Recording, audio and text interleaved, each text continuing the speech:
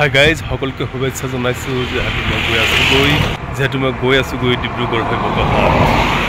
কেনেদৰে যাম আপোনালোকে চাই থাক যেহেতু মোৰ প্ৰতিটো খোজতে সমন্বয় মই বাছত ডিব্ৰুগড় গৈ আছো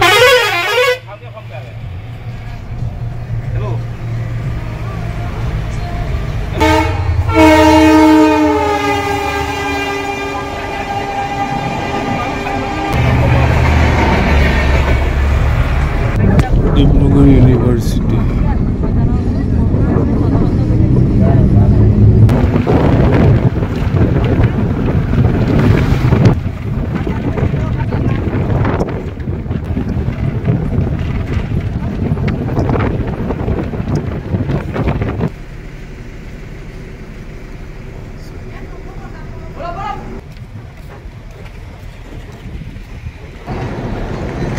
Serially, Halot Divide Nogol Town.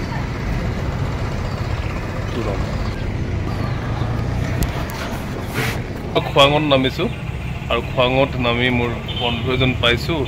তেওঁ দোকান দি আছে এই খোৱাঙত কি সম্প্ৰদায় বেছি মানুহ আছে তাকে জানো আৰু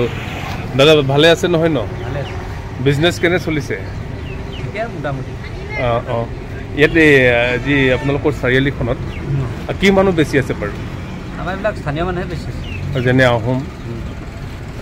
আৰু আহোমৰ ছুটিয়া আছে নে সবে আছে আহোম কছাই দিও আৰু দোকানীবোৰ কি মানুহ বেছি সব আমাৰ এইবিলাক মানুহ মানে থলুৱা মানুহ এই আপোনাৰ বিহাৰী মাৰৱাৰী কিবা আছে নে নাই নাই নাই না বিৰাট ভাল এনেদৰে একদম নিজৰ থলুৱাভাৱে আপোনালোকে বিজনেছ কৰক ভাল হ'ব জাতিটো ভাইটি ভালে আছা কি নাম তোমাৰ দীপাংকৰ ফুকন তোমালোকৰ খোৱাঙতে ঘৰ খোৱাঙতে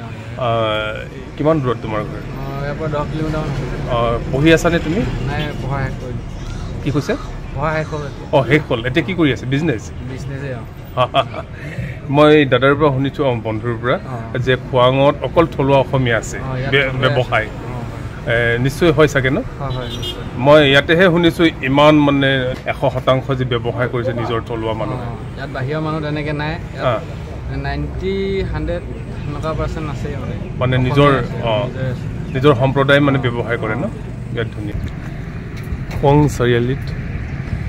সকলো ব্যৱসায়ী আমাৰ থলুৱা ব্যৱসায়ী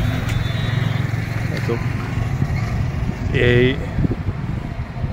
আমাৰ অসমীয়াৰ পৰিচয় অসমীয়াৰ গৌৰৱ যেটো থলুৱাভাৱে তেওঁলোকে ব্যৱসায় কৰি আছে ইমান ধুনীয়া পৰিৱেশ খোৱাং চাৰিআলি যেহেতু মই খোৱাং চাৰিআলিত আছোঁ আৰু খোৱাং চাৰিআলিত মই আহি পাই গম পালোঁ গোটেই বেপাৰীবোৰ বা ব্যৱসায় কৰাবোৰ আমাৰ থলুৱা অসমীয়া সেয়েহে দাদা এজনক পাইছোঁ দাদাৰ পৰা জানিব বিচাৰোঁ কেনে চলিছে ব্যৱসায় এই কথাটোকে দাদা ভালে আছে ন ভালে আছে বিজনেছ কেনে চলিছে বিজনেছ মোটামুটি চলি থাকে আৰু আপোনাৰ কিমান দিন হ'ল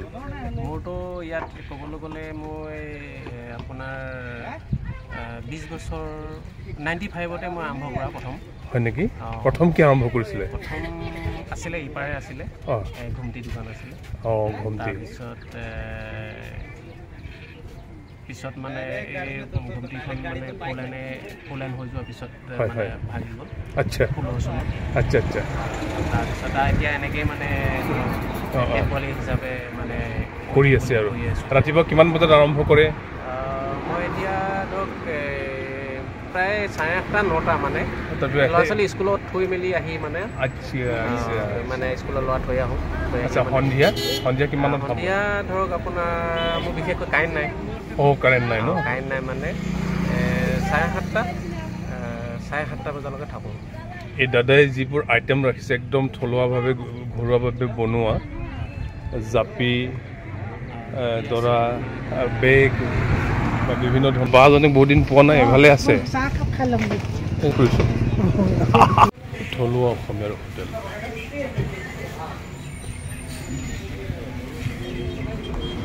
যেহেতু মই খোৱাঙত নামিলোঁ খোৱাঙত নামি বৰ্তমান মই জনগোষ্ঠীয় সাংস্কৃতিক অসমৰ ডিব্ৰুগড় জিলাৰ গঠন প্ৰক্ৰিয়াৰ চিন্তা চৰ্চা কৰি বহি আছোঁ এয়া বৰ্তমান আমাৰ ছাৰ এজনক পাইছোঁ ডক্টৰ সুপন কুমাৰ চুতীয়া আচ্ছা মই আকৌ বাঙালী সম্প্ৰদায় বুলি ভাবি আছোঁ চুতীয়া মানে মই যে পৰিচয়টো পোৱা নাই মই নকওঁ আহিছা ক'বা মই তেনেকৈ জনাই পাইছোঁ জোনাই মই বঙালী নে মিৰি আপুনি মই হেৰি সুধিব লাগিব নে কি জোনাই মানুহ। মই ডিব্ৰুগড়ৰ পৰা গৈ আছোঁ বৰ্তমান মৰাণ পাৰ হৈছোঁ চেপন বিহু তোৰণ ৰাষ্ট্ৰীয় চেপনৰ বিহু গৈছিলে বহুত ডাঙৰ বিহু হয় চেপনৰ বিহু